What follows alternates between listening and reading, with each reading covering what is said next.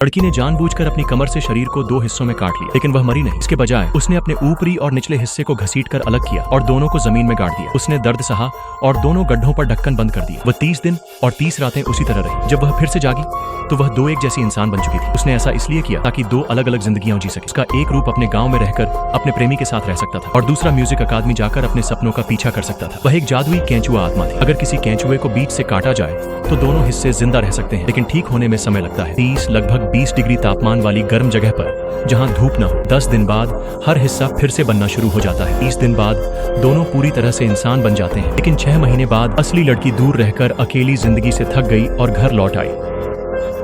उसने अपनी हमशक्ल को सफर जारी रखने दिया, जबकि वह खुद शादी करके बच्चा पैदा करने लगी। हालांकि जन्म देने के थोड़े समय बाद ही वह रहस्यमयी परिस्थितियों में मृत पाई गई। पुलिस ने जांच की और उसकी हमशक्ल के अस्तित्व का पता लगाया। उन्हें यह भी मालूम हुआ कि लड़की की मौत वाली रात हमशक्ल घर लौटी थी, इसलिए पुलिस ने उसे गिरफ्तार कर लिया। वे मानते थे कि शायद उसने अपनी जिंदगी छोड़ने पर पछतावा किया और असली लड़की को मार डाला ताकि उसकी जिंदगी वापस ले सके। उसने कहा कि उसे कभी भी गृहिणी की जिंदगी की चाह नहीं रही। वह तो अपने संगीत के सपने का पीछा करना ज्यादा पसंद करती थी। असल सच्चाई यह थी कि लड़की को प्रसव के बाद डिप्रेशन हो गया था। वह अक्सर घर पर अपना आपा खो देती और चिल्लाती थी। उसका पति अब और बर्दाश्त नहीं कर सका। वह किसी और से प्यार करने लगा और तलाक चाहता था। दुखी जीवन का सामना करते हुए लड़की फिर से भाग जाना चाहती थी। उसने अपनी हमशक्ल को बुलाया और जिंदगी बदलने की भीख मांगी, लेकिन हमशक्ल ने मना कर दिया। उसने कहा, अगर तुम दुखी हो तो नई शुरुआत करो, मैं तुम्हारा दर्द क्यों उठाऊं।